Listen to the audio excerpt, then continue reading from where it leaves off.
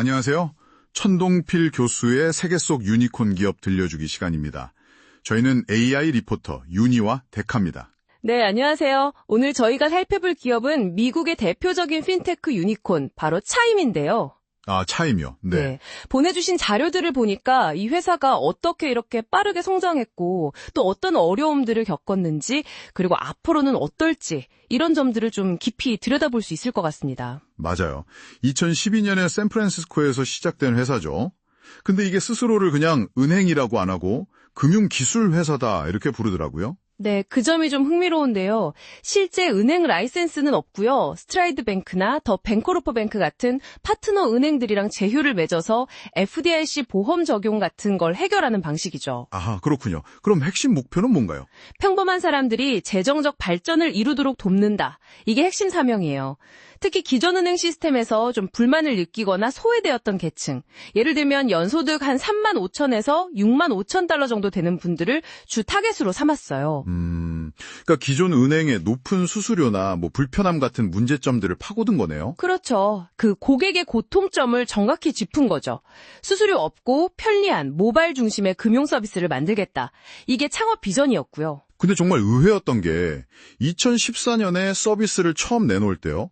무슨 기술 컨퍼런스 이런 데가 아니라 대중적인 TV쇼, 닥터 필쇼에서 했다면서요. 네, 맞아요. 그게 참 재밌는 부분인데 처음부터 기술 매니아가 아니라 정말 평범한 대중을 겨냥했다는 걸 보여주는 거죠. 수업자들 배경도 좀 흥미롭던데요. 크리스 브리스 CEO는 금융 쪽 경험이 있고 라이언 킹 CTO는 기술 전문가고 딱 상호 보완적이잖아요. 네, 그렇죠. 그 두 사람의 시너지가 중요했죠. 비전 제시 능력이나 큰 야망이라고 표현될 만큼 좀 과감한 면도 있었고요. 또 굉장히 회원 중심적, 멤버 obsessed인 태도로 강조했어요. 초기엔 투자 유치도 쉽지 않았는데 그걸 또 극복해낸 걸 보면 회복 탄력성도 상당했던 것 같고요. 초기에 그 허슬 문화라고 하죠. 막 치열하게 일하고 또 전 직원이 주주로서 주인의식을 갖게 하는 그런 문화? 이게 성장의 원동력이었겠지만. 네, 근데 동시에 그게 나중에 불거질 문제의 씨앗이 될 수도 있었다는 거죠. 특히 규칙 존중이라는 또 다른 가치와 어떻게 보면 좀 상충될 수도 있는 부분이었고요. 빠른 성장과 금융 규제 준수 사이의 어떤 긴장감 같은 게 계속 있었던 것 같아요. 저임하면 역시 그 숨겨진 수수료 없음, 이게 가장 먼저 떠오르는데요. 월 수수료, 초과 인출 수수료, 최소 잔액 유지 조건, 이런 게 전혀 없다는 게 정말 파격적이었죠. 네, 그게 정말 강력한 무기였어요.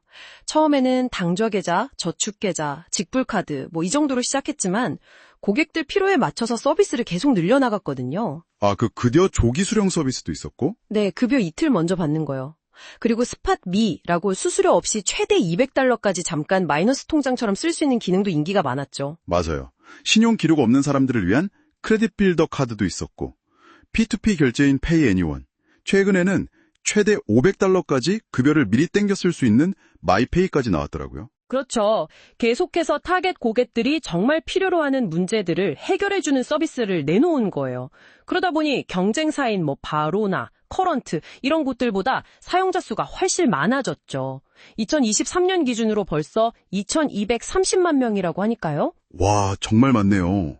근데 수익은 주로 어디서 내는 건가요? 수수료가 없다면서요. 아, 그게 이제 카드 쓸 때마다 가맹점들이 카드사에 내는 수수료, 인터체인지 수수료라고 하죠. 그 수수료를 일부를 받는 게 주 수입원이에요. 그럼 그 모델은 좀 불안정할 수도 있겠네요. 정부 규제가 바뀌거나 하면 바로 영향받는 거 아니에요? 정확합니다. 그게 바로 양날의 검인 거죠. 사용자가 많아지면 수익도 늘지만 이 수수료율은 언제든 규제 변화에 영향을 받을 수 있거든요. 예를 들어 더빈 수정안 같은 게 강화되면 수익에 타격이 올 수 있죠. 실제로 2021년에 기업 가치가 막 250억 달러까지 갔다가 2022년 이후로는 수익 성장이 좀 주춤하는 모습도 보였어요. 팬데믹 특수 효과가 사라진 영향도 있겠고 또 뒤에 나올 운영 문제들도 있었고요. 네, 그 성장통이 정말 심했던 것 같아요. 특히 2021년, 2022년 이때 고객 계좌를 막 대규모로 폐쇄해서 엄청난 논란이 됐었잖아요. 아, 네. 그 사건이 컸죠.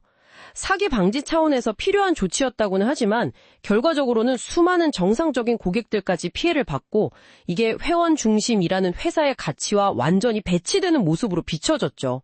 고객 신뢰에 정말 큰 타격을 입었어요. 그것뿐만이 아니었죠. 규제 당국으로부터 제재도 계속 받았잖아요.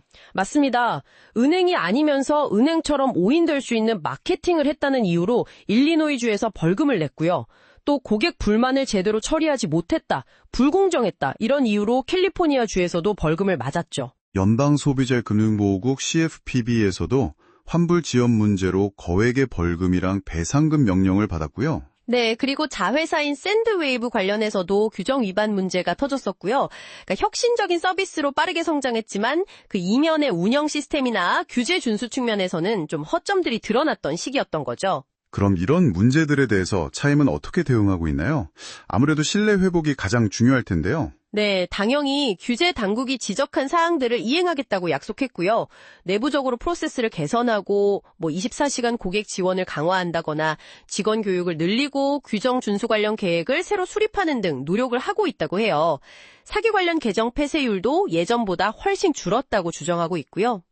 뭔가 시스템을 정비하고 있다는 거군요. 그렇죠. 동시에 이제 샌프란시스코 본사를 계속 유지하면서 지역사회와의 관계도 좀 신경 쓰는 모습인데요. 단중히 일자리 창출, 지금 1,300명 이상이라고 하죠. 이나 사무실 임대 같은 경제적 기여 외에도 차임스콜라 재단을 만들어서 미래 지분의 1%를 기부하기로 약속하고 교육 지원 사업을 한다거나 지역사회 혁신가를 지원하는 프로그램, 또 샌프란시스코 내 비영리 단체와의 파트너십, 직원 자원봉사 활동 같은 것들을 하고 있어요. 혁신으로 시장을 개척했지만 또 혹독한 시련을 겪으면서 좀 더 성숙해가는 그런 과정으로 보이네요. 앞으로 네오뱅크 시장에서 계속 선두를 유지하려면 어떤 과제들을 좀 해결해야 할까요? 글쎄요, 일단 몇 번 미뤄졌던 IPO, 기업 공개를 성공적으로 할 수 있을지가 관건이겠죠.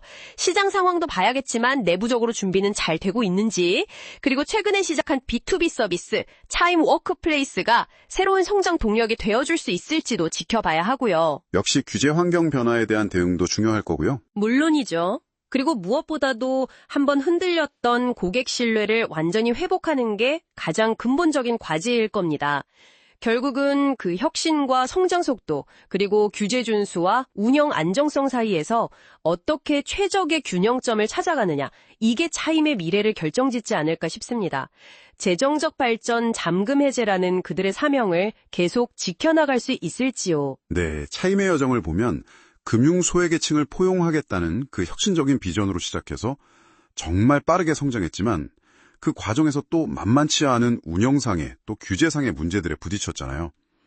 현재는 그걸 극복하고 신뢰를 다시 쌓으면서 지속가능한 성장을 하려고 노력하는 중이고요.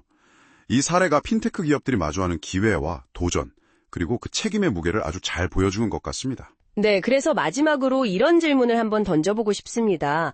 차임 같은 편리하고 또 비용도 저렴한 이런 핀테코 서비스들이 점점 더 우리 금융생활에서 큰 비중을 차지하게 될 텐데요.